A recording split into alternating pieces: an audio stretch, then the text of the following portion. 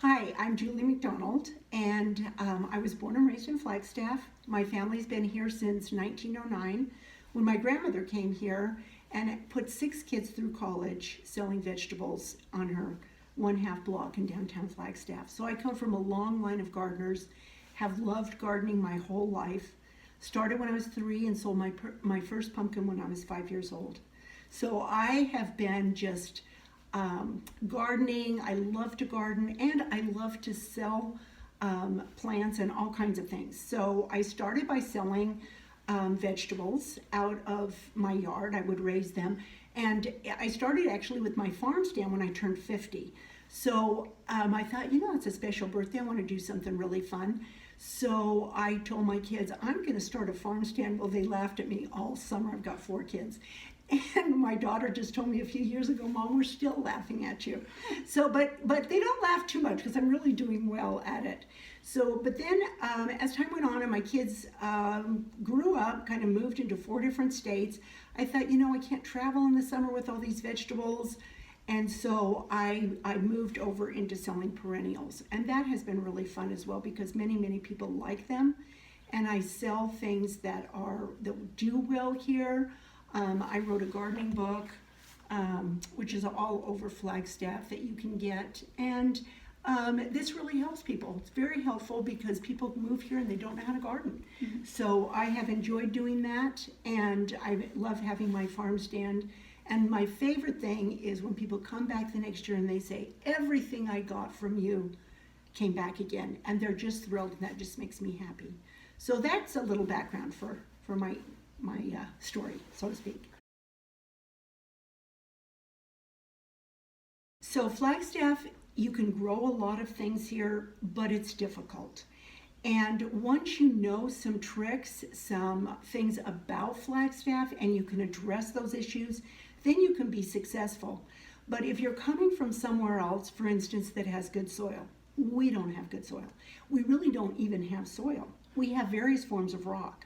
We've got malapai rock, we've got cinders, we've got limestone, we've got it's really bad. If you've got pine trees, you've got pine needles, and that's a problem. So the soil is a big issue. Another issue is the dry air, and people don't realize how difficult that is. For instance, it can be 80 degrees during the day and it can freeze that night. Now, it can be 80 degrees in the Midwest, and it's going to get down to 60 that night.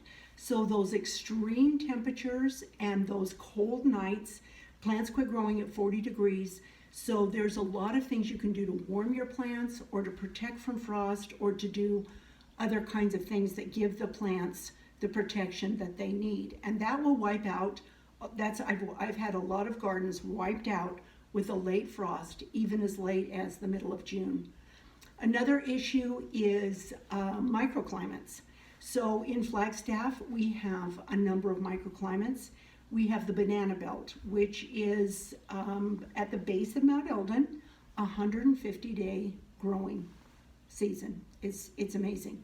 And then we have Baderville, which is just a few miles from my house, and that's a 30-day growing season.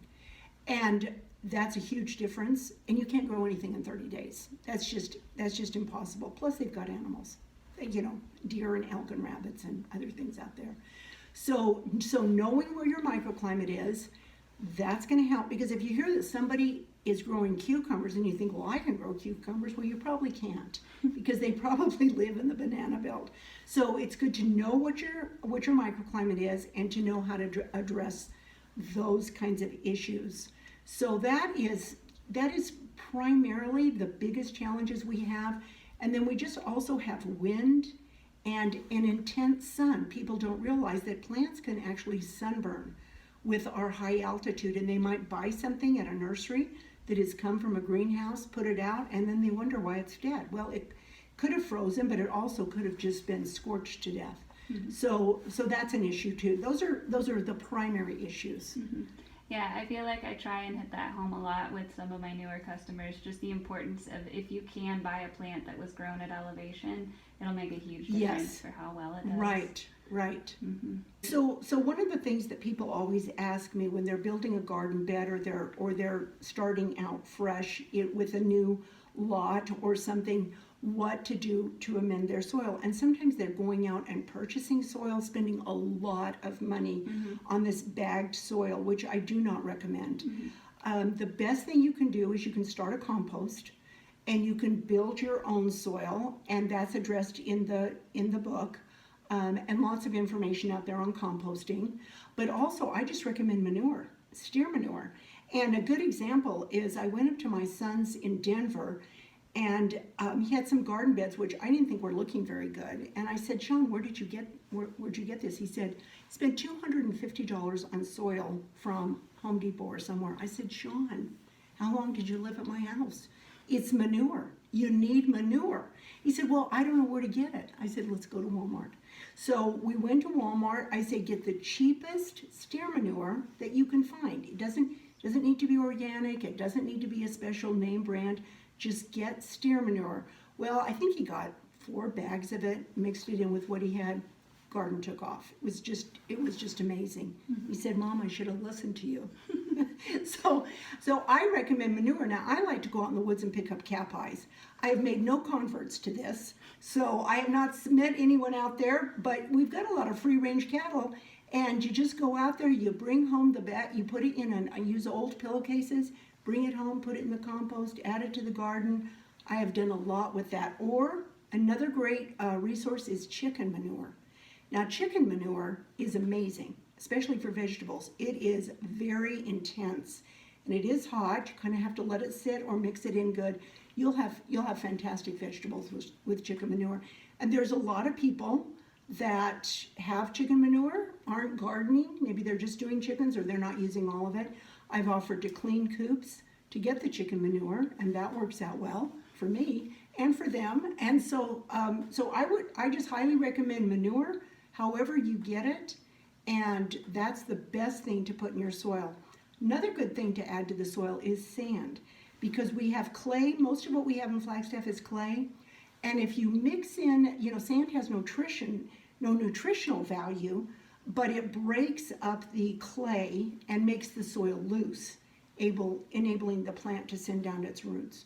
So mixing in a little sand is good, and you can buy that in by the square yard from any of the landscape companies. Or sometimes you'll see along the street free sand. Somebody's done a project. You can get a few buckets of that and add it to your garden soil. But that's what I would do, and I would not buy these bagged soils. And also, anytime you're looking even for like a house plant, you want to be careful when you want to look at the ingredients of what is in that. And you don't want a lot of wood products. Wood products, and they'll say organic. Well, it's organic wood, but that's not going to help your plants. And wood takes nitrogen out of the soil. So you're working against yourself by doing that. So you've got to be careful with correctly reading labels and not being misled by what it says on the front to try to entice you in. If somebody is interested in going ahead and purchasing High Altitude Gardening, your book, where would they be able to do that? Well, I have a friend who will probably be selling it at the Sunday Farmers Market, so you can get it there from Amelia. And you can also get it at the UPS store, both UPS stores, Babbitt's Backcountry downtown, Flagstaff General Store, the Visitor Center. There's a number of other places, but that's enough of a different variety of places that you should be able to find it there, as well as my other books that I've written on pioneers in Arizona.